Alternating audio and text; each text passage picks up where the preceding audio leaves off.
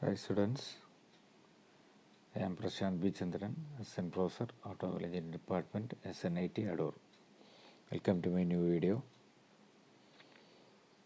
In this video, the portions to be covered are forging, classification of forging, forging methods, forging under sticking conditions. Okay.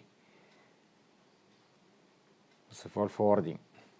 Forging can be defined as the controlled plastic deformation of metals at elevated temperatures into a predetermined size or shape using compressive forces exerted through some type of die by a hammer, a press, or an upsetting machine. The process of reducing a metal billet between a flat die or in a closed impression die to obtain a part of predetermined size and shape are called Smith forging or impression die forging respectively. Primary difference between the various forging methods is the rate at which the energy is applied at the workpiece. Okay. Classification of forging. Forging methods can be basically classified into three, that is Smith die forging or open die forging, roll forging, impression die forging. Smith die forging can be again divided into two, that is hand forging and power forging. Power forging can be again divided into two, hammer forging and press forging. This impression die forging or closed die forging is again divided into three types. They are drop forging, press forging, upset or machine forging. Various methods or operations of forging. First one is edging. Edging is used to shape the ends of the bars and to gather metal. The metal flow is defined in the horizontal direction, but it is free to flow laterally to fill the die. It can be seen in the diagram. Okay. Second one is drawing. Drawing is used to reduce the cross-sectional area of the workpiece with the concurrent increase in length. That is, cross-sectional area is reduced and length is increased. Piercing and punching are used to produce holes in the metals.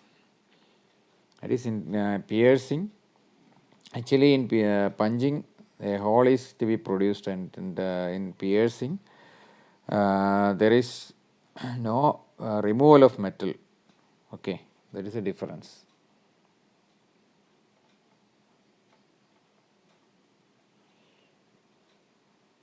Then fullering. Fullering is used to reduce the cross-sectional area of a portion of the stock. Stock means workpiece. The metal flow is outward and away from the center of the fuller.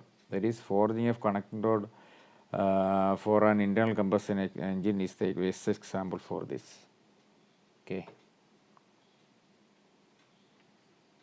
Here, the fuller moves fast and moves metal perpendicular to the face. Fuller comes in different shapes also. This is the diagrams. And another forging method is swaging. Swaging is used to produce a bar with a smaller diameter, that is using concave dies. Swaging is a special type of forging in which metal is formed by a succession of rapid hammer blows. Swaging at the ends ready for next forming process, that is shown in this diagram. Next one is forging under sticking condition. If the coefficient of friction becomes large enough, then this condition is known as sticking conditions.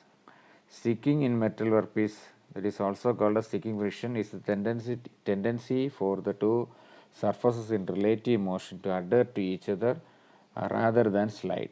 It means that the friction stress between the surface exceeds the shear flow stress of the workpiece metal, thus causing the metal to deform by a shear process beneath the surface than slip at the surface.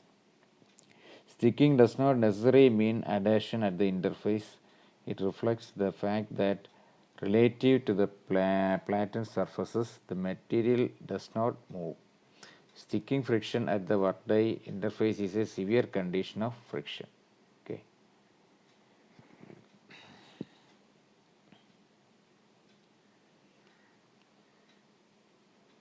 And thank you for watching this video. This was a small portion, and in the above mentioned video, in this video. Forging under sticking condition is a very important question which is asked in our university exam many times. Okay, and also these operations which are that is swaging, fullering, edging, drawing, piercing, etc. are also important topics. And the classification of forging, what is forging. So please study all these portions. Okay, thank you for watching this video and have a nice day.